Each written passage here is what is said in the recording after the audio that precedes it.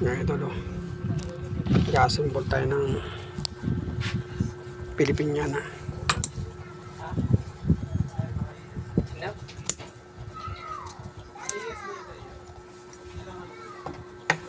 Ito mga idol, oh.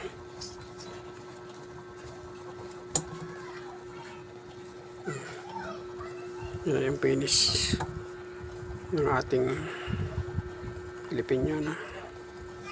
Ayan.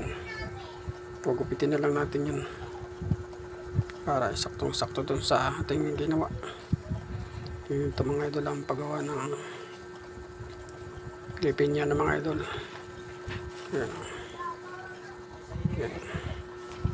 Tapos ito pa yung gagawin natin na kapares, oh. Ito yung kapares, kasimbalin pa natin yan mga idol.